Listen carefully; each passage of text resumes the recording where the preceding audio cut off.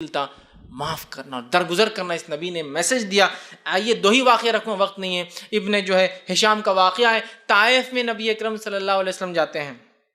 دعوت دیتے ہیں، حق بتاتے ہیں، لوگ پتھر مارتے، اتنے مارتے ہیں کہ زید بن حارثہ فرماتے ہیں کہ جب ہم ایک کھیت میں جا کر بیٹھے تو جوتیاں خون کی وجہ سے چپک گئی تھی، کھینچ کے نکالنا پڑی پیروں سے۔ اس کے بعد جبرائیل اترتے ہیں آسمان سے، چونکہ آپ نبی ہیں، اور ملک الجبال ایک اور فرشتے کو ساتھ لاتے اور کہتے ہیں نبی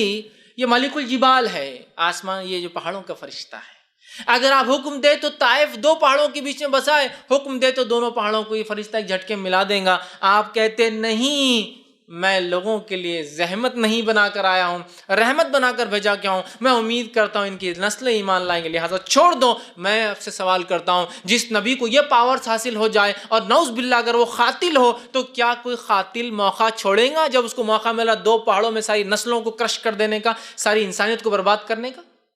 وہ کہتے نہیں، جانے تو نہیں پتا۔ ایک مقام پر جنگ احد کے اندر ایک کافر نے نبی اکرم صلی اللہ علیہ وسلم پتھر مارا جو آپ کے دانت مبارک پہ، چہرے مبارک پہ لگا، آپ کے دانت شہید ہوئے اور دو کڑیاں آپ کے گالوں میں دھس گئی، آپ زمین پر گر گئے۔ سعد بن ابی وقاص اور چند صحابہ، 6 سے 7 صحابہ آپ کے اطراف میں ہیں اور خون آپ کے چہرے سے جا رہا ہے، آپ خون کو پوچھتے اور کہتے ہیں اے اللہ اس قوم کو معاف کرنا، اللہم اغفر لی قومی فإنہ لا یعلمون، یہ جانتے نہیں کس کے ساتھ کریں، لہٰذا چھوڑ دینا۔ کہ ایسا نہ ہو کہ اللہ کا غصہ جوش مار جائے کہ اس نبی کو میرے تم یہ سلوک کرتے ہو جو تمہارے پاس حق کا پیغام لائے، تو اللہ کے رسول کہہ رہے ہیں اے اللہ میری قوم کی مغفرت کرنا، معاف کر دینا ان کو، یہ میرے ساتھ اس لیے کر رہے ہیں فإنہ لا یعلمون، ان کو معلوم نہیں نا میرے ساتھ جو کر رہے ہیں، یہ نبی نہیں مان رہے نا۔ تو آپ اگر نبی زحمت ہوتے، نعوذ باللہ قاتل ہوتے، تو سب سے گلوریس چانس تھا، اللہ عذاب برساتے آسمان سے، ختم اور برباد کر دے مکے کو اور جو ہے تمام لوگوں کو اس کے اطراف، نہیں کیا۔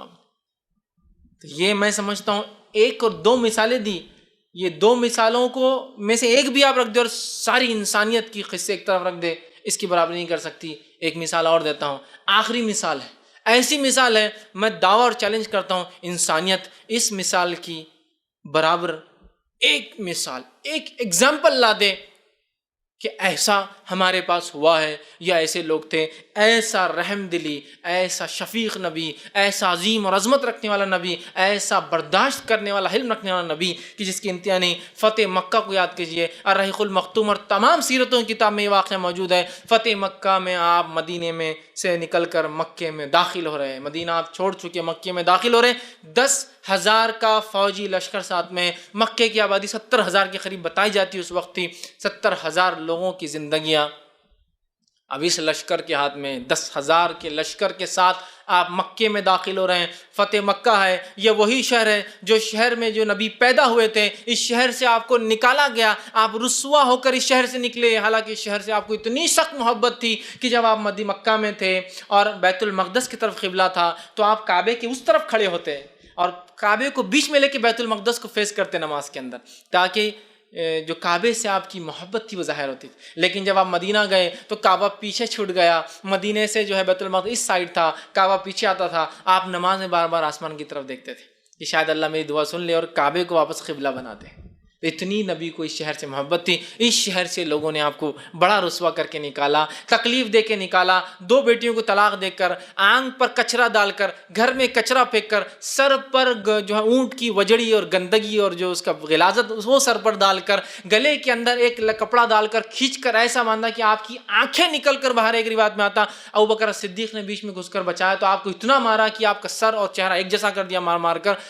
تو وہ نبی جس کو اتنی تکلیف اذیتیں دی گئی، جس کے ساتھیوں کو جو ہے اونٹ سے باندھ کر 2 ٹکڑے کر دیا گیا، کسی کو جو ہے شرمگاہ میں جو ہے نیزہ ڈال کے مار دیا گیا، کسی کو آنکھ پر لٹا کے مارا گیا، یہ وہی بستی ہے جس سے اس ظلم، اس ستم کی بنیاد پر وہ نبی اپنے ساتھیوں کے ساتھ مجبور ہو گیا کہ وہ شہر چھوڑ کر مدینہ جائے۔ لیکن 10 سال بعد وہی نبی اور وہی ساتھی جو ظلم کے تحت دبے تھے، آج ایک کانکرر کی حیثیت سے، آج ایک فاتح کی حیثیت سے، آج ایک ونر کی حیثیت سے اس شہر میں میں داخل ہو رہے ہیں۔ اندازہ لگائیے تاریخ میں ایک بھی ایسا واقعہ موجود نہیں ہے جہاں کوئی رومی فوج، کوئی جو فارسی فوج، کوئی چینی فوج، کوئی منگولی فوج، کوئی جاپانی فوج، کوئی امریکہ کے چاہے ریڈ انڈینس ہو یا نیٹیوز ہو، کوئی بھی ہو، کوئی فوج ہو جس کو کہیں سے ذلیل اور رسوا کر کے نکالا گیا ہو، اب اس شہر میں واپس وہ داخل ہو رہے اور انہوں نے کسی کو قتل نہ کیا ہو۔ یہاں نبی رحمت داخل ہوتے ہیں اور مکے والوں سے پوچھتے ہیں کیا امید کرتے ہو؟ عربوں کا سسٹم بتا دیتا ہوں کیا تھا۔ عرب جب اپنے قبیلے سے بدلہ لیتے اور جو قبیلہ حاوی اور فاتو ہوتا،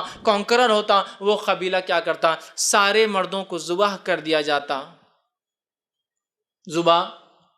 ساری عورتوں کو یا تو لونڈی بنا لیا جاتا، استعمال کی چیز، یا بیچ دیا جاتا، بچوں کو غلام بنا کے فروخت کر دیتے۔ یہ تھا عربوں کا طریقہ۔ سارے لوگ امید کر رہے ہیں کہ اب یہی طریقے کو محمد عربی بھی شاید فالو کریں گے۔ آپ صلی اللہ علیہ وسلم کانکرر کی حیثیت سے 10,000 کا لشکر آپ کے ساتھ داخل ہوتے ہیں اور اعلان کرتے ہیں، پوچھتے کیا امید کرتے ہو آج تم مجھ سے؟ لوگ کہتے ہیں آپ سے وہی امید کرتے ہیں جو یوسف کے بھائیوں نے یوسف سے کی تھی، معافی بس۔ آپ سے ہم کہتے ہیں جو ابو سفیان کے گھر میں ہیں وہ امن میں ہیں، جو کعبے میں ہیں امن میں ہیں، جو اپنے گھروں کے دروازوں کے پیچھے ہے وہ امن میں ہیں، اور ایک قتل بھی نہیں ہوتا ہے۔ میں چیلنج کرتا ہوں انسانیت کو، ایک ایگزامپل ایسی برداشت کی جس شہر سے جس شخص کو ادنا انسان کیسا نکالا گیا، آج اس شہر میں ایک فاتو اور کانکرر کی حیثیت سے واپس آتا ہے اور ساروں کو معاف کرتا ہے، جس نے چچا کو قتل کیا، جس نے اس کے رشتہ داروں کو قتل کیا، اور جس نے اس کو تکلیف اور اذیتیں دی، اس کی بیٹیوں کو طلاقیں دی اور اس کے ساتھیوں کو مختلف اندازوں سے قتل کیا، کہتا ہے سب کو معاف کر دیا، آج سب کو معاف کر دیا۔ ارے یونانی، رومی، فارسی، چینی، منگولی، اسپینی، فرینچ، اور اس کے بعد وائکنگز، یا آپ کے انگلینڈ یا اسکاٹ لینڈ، آئرلینڈ، میں مثالیں دے سکتا ہوں۔ چھوٹی چھوٹی جنگوں میں جب یہ جیتتے تھے نا تو انسان تو دور کی بات ہے، گدھے اور کتوں کو بھی ٹکڑے کر کے مار دیتے تھے، زندہ